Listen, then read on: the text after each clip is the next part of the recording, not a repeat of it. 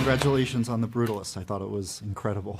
Thank you. Thank you. And, the movie just flew by for me. I have to ask, I had no problem with the runtime, and you see, even those Marvel movies are super long these days.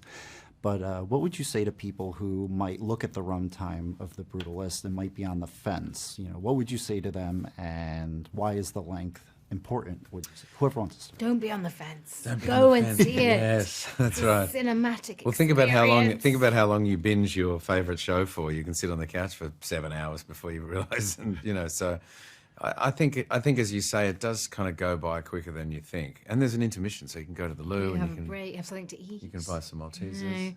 But it is when something's captivating and you're engaged, and it's so nice to be overwhelmed by a story that you can't stop watching, and the time becomes irrelevant. Yeah, and I think in a way, if we keep talking about the length of the film, we should talk about it in the reason why it's a long film, and that there's something historical about it, and there's something more like an old-fashioned film, rather than it just being this hurdle that people have to try and get over.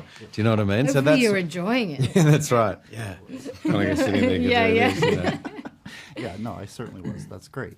And Felicity, I was going to ask, the love story within The Brutalist, what is it about the love that Laszlo finds with your character that sort of transcends history, that's so special and different from the rest of his journey? Well, I think, as you say, this love is what has kept them both going through the various traumatic experiences that they've been through, and they've been waiting to be reunited with each other. And so when they finally meet, the expectations are so high. But actually what was so interesting about the script is that there's a period of them trying to work each other out. They're having to go back to zero. They're having to relearn who that person is. But I think so much of the film is how to hang on to that love. In many ways it would be easier for them to go their separate ways. And actually they just can't. They are locked in with each other, and there is something profound between them. And they both have this deep, deep belief in the power of the artistic endeavor. Of course, yeah, well said. And Guy, I was curious, your character Harrison, do you see maybe any parallels between Harrison and the innovators and corporate leaders of today's world? I'm sure there are. I don't know enough of them. I think though there's perhaps a little bit, even though Harrison has elements of greed and that sort of power hungry attitude, there is a sort of an old-fashioned sophistication about him, and a sense of taste that I think he has that can also get in the way a little bit for him. Well, someone said to me once, actually, do you see a connection between him and Donald Trump? And I went, well, I suppose on some level, but I don't think Donald Trump has any taste. So, if I'm to be really blunt, no offence, Donald.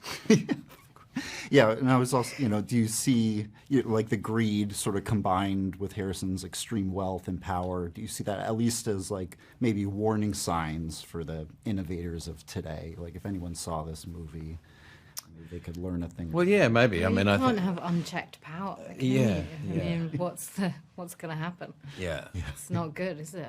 Yeah. And Felicity, with Erzsébet's journey in particular, what do you hope viewers take away from her arc, and particularly with that harrowing final chapter? No spoilers, but what do you hope viewers take away?